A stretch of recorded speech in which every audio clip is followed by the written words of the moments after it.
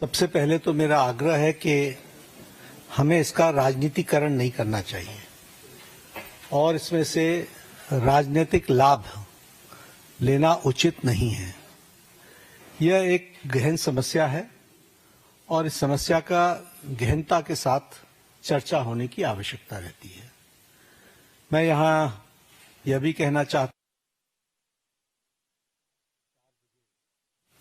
भारत की संसद में विपक्ष के नेता श्रीमान राहुल गांधी जी ने एक प्रस्तुतिकरण दिया और उस प्रस्तुतिकरण में उन्होंने लगभग 150 पेपर लीक के बारे में उन्होंने चर्चा की। ये जांच का विषय है और सरकार एक जिम्मेवार सरकार है, इसलिए निश्चित रूप से हर एक बात का जवाब जांच के साथ साथ जनता के सामने, देश के सामने दूध का दूध और पानी का पानी रखेगी। लेकिन मैं ये जरूर कहना चाहता हूं कि जो सरसरी तौर पर मुझे ध्यान में आया है, जो मैंने पेन डाउन किया है, वो आपके साथ में जरूर चर्चा करूंगा। अगर मैं बात करूं जम्मू कश्मीर में सर्विस सिलेक्शन बोर्ड के एग्जामिनेशन में पेपर लीक हुआ, जहां पर कांग्रेस और एनसी की सरकार है, नेशनल कॉन्फ्रेंस की। उसी तरीके से Himachal Pradesh school examination board में उसमें पेपर लीक हुआ, जहां कांग्रेस की सरकार है। उसी तरीके से झारखंड में JAC में हिंदी और साइंस के पेपर लीक हुए झारखंड, जहां पर कांग्रेस और झारखंड मुक्ति मोर्चा की सरकार है। तेलंगाना में वहां पर इंटरमीडिएट के लैंग्वेज के पेपर लीक हुआ और वहां पर भी हमको मालूम है कि कांग्रेस और CPI की सपोर्टेड सरकार है। तेलंगाना में SSC में लैंग्वेज के पेपर लीक हुआ और वहां भी तेलंगाना में कांग्रेस पार्टी और CPI की सपोर्टेड सरकार है।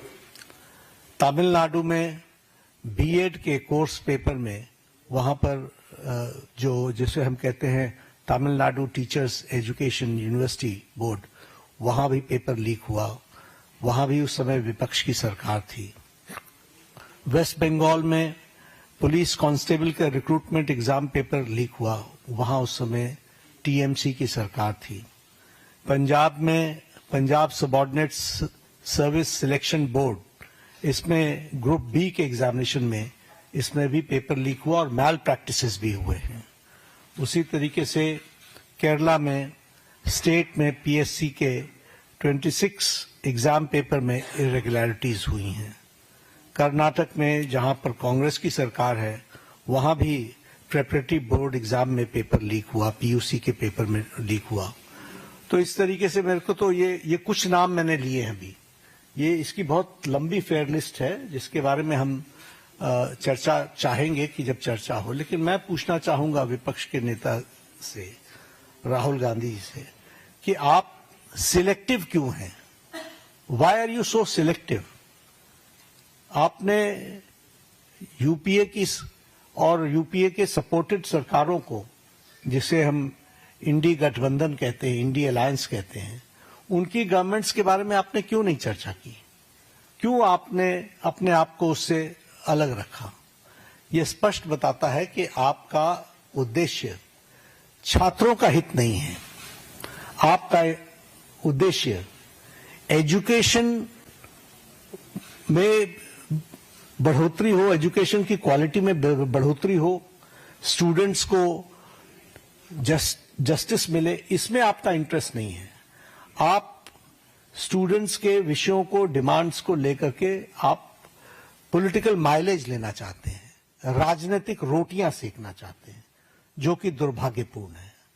लेकिन मैं इस मोड़ पर एक बात जरूर कहना चाहूंगा कि यह समय ये नहीं है कि हमारी सरकारें, आपकी सरकारें, तुम्हारी सरकारें, इस तरीके से हम इन चीजों को विभाजित करें। ये गंभीर मसला है और जैसा मैंने आपके सामने कुछ नाम गिनाए, ये बड़ी लंबी लिस्ट है जिसमें यूपीए की सरकारें इन्वॉल्व हैं, जहां पेपर लीक हुआ है। लेकिन हम आरोप प्रत्यारोप से बाहर निकल करके हमें इस पर चर्चा करनी चाहिए और चर्चा करने का जो सबसे अच्छा माध्यम है वो है सदन, वो है पार्लियामेंट। और हम चर्चा के लिए तैयार हैं। गहन चर्चा हो, गहन चर्चा के माध्यम से इसकी बारीकियों में हम जाएं। What are the factors which are leading to for paper leak? Who are the people involved?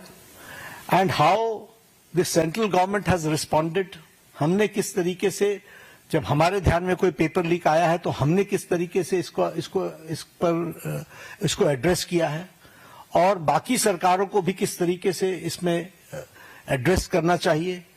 क्या बिंदु है जिसके बारे में हमको गहराई से चिंतन करके